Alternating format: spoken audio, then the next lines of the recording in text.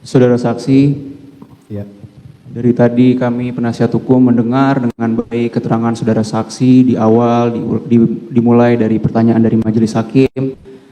Awalnya saudara saksi menjelaskan bahwa ini adalah peristiwa penembakan terhadap almarhum Yosua. Lalu saudara saksi dilanjut dengan mengakui bahwa itu adalah cerita yang tidak benar.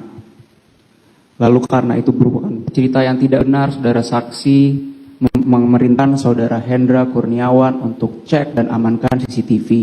Hingga sekarang terjadilah persidangan pada siang hari ini. Saya membaca BAP saksi yang tadi mana saksi telah menjawab bahwa saksi pernah diperiksa.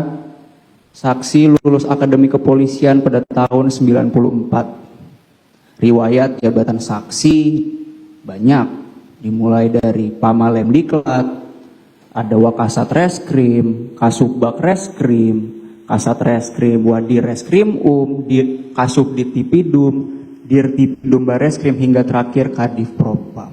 Ya. Saudara saksi atas pertanyaan majelis hakim menjawab bahwa saudara saksi pernah bekerja sama dengan terdakwa atau terdakwa merupakan spree saudara saksi. Betul? Betul. Saudara saksi lulus akpol pada tahun 94. Saudara saksi bisa jelaskan pada kami penasihat hukum atau seluruh di ruangan sidang ini, apa itu gelar Edi Mukayasa sebagai lulusan akpol?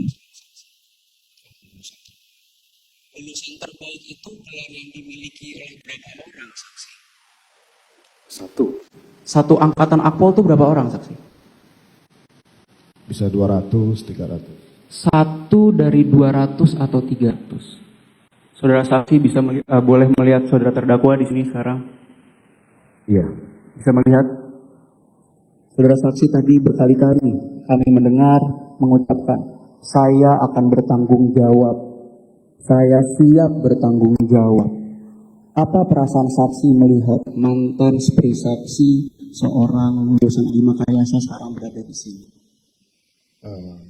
Saya tadi sudah sampaikan bahwa dalam sidang Komisi Kode Etik, pemecatan saya sudah sampaikan. Mereka tidak ada yang salah karena tidak ada yang saya beritahu tentang cerita yang tidak benar itu. Tapi apa yang terjadi? Mereka semua dipersalahkan hanya karena pernah bekerja sama saya. Saya akan bertanggung jawab. Dia tidak tahu apa-apa. Saya akan siap bertanggung jawab. Jadi saya, kalau berhadapan dengan adik-adik ini, saya pasti akan malu, saya pasti akan menyesal. Tapi dalam proses pemeriksaan kode etik, pemeriksaan pidana, saya sudah sampaikan salahnya di mana kalau hanya mengganti CCTV. Orang dia tidak tahu juga isinya apa. Masa dipersalahkan? Saya di sini akan fokus terhadap peristiwa obstruction of justice atau perintah penyidikan. Menindaklanjuti pertanyaan rekan penuntut umum, saksi tadi menyatakan sudah lama sebagai reserse dan terakhir menjabat sebagai Kadif Propam Polri. Saksi memberikan perintah kepada Hendra Kurniawan cek dan amankan CCTV. Sebagai anggota reserse yang mana saksi memiliki pengalaman yang panjang, boleh saudara saksi beri penekanan lagi agar supaya jelas di sini. Cek dan amankan bagi anggota reserse itu seperti apa?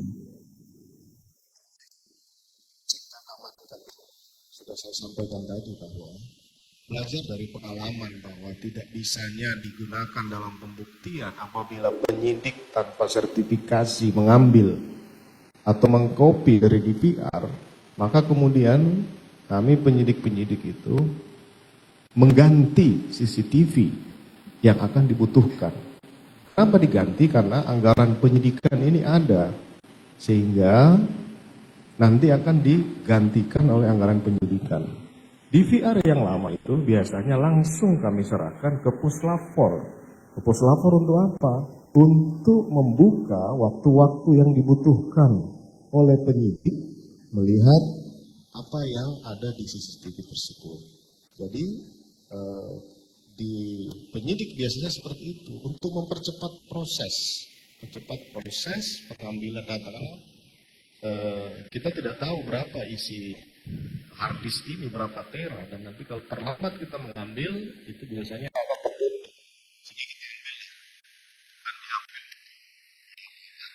nanti diambil untuk diserahkan ke lapor, kemudian diganti itu biar pemilik rumah atau pemilik DVR itu bisa melanjutkan proses sistem elektronik yang ada di lokasi yang kita butuhkan. Jadi yang saudara saksi jelaskan kepada rekan penuntut umum terkait menjadi masalah itu kalau dikopi, bukan diambil dan diganti. Apakah itu betul? Saudara saksi, sesuai BAP saksi di sini, saudara saksi pernah membuat surat pernyataan tanggal 30 Agustus tahun 2022. Bisa saudara saksi jelaskan atau ceritakan ke persidangan ini terkait apa surat pernyataan itu? Oh ya, pada saat pemeriksaan di penyidik baru saya sudah sampaikan. Hendra Kurniawan, Hafiz Nurpatria, kemudian Irfan. Tidak ada yang mengerti apa cerita sebenarnya. Mereka tidak salah. Mereka orang-orang yang hebat. Saya tidak bisa menghadapi mereka semua karena saya tahu yang salah, yang mulia. Saya tahu saya salah. Saya tidak tahu harus bagaimana membalas dosa yang harus saya hadapi ini, tapi saya pikir inilah yang mungkin di depan ini mungkin bisa nanti menilai adik-adik saya ini seperti apa. Kalau kesalahan prosedur dia tidak ada surat perintah, yaitu prosedur kode etik yang akan dilalui.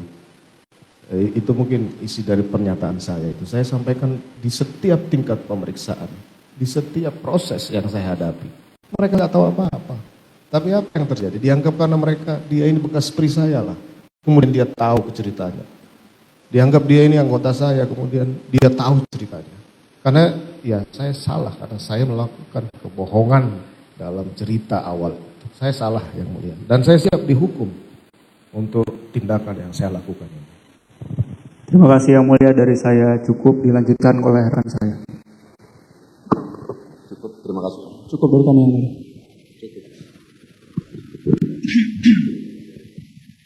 Tanya kepada saudara, apakah setiap perintah yang dilakukan oleh atasan itu harus dilaksanakan? Seharusnya iya ya. Tanpa memilah dan memilih perintah tersebut, ya bisa saja bertentangan dengan peraturan. Kalau perintahnya salah boleh dilanggar, boleh tidak dilaksanakan. Tapi mau izin dulu.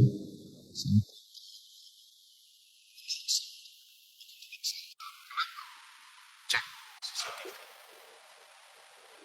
Lakukan pemeriksaan.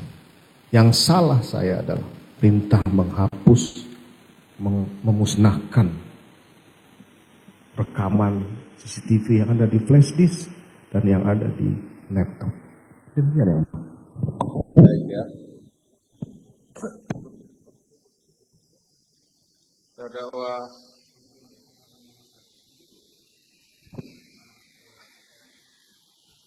saksi menyampaikan perintah yang salah adalah untuk merusak, menghapus, menghilangkan CCTV.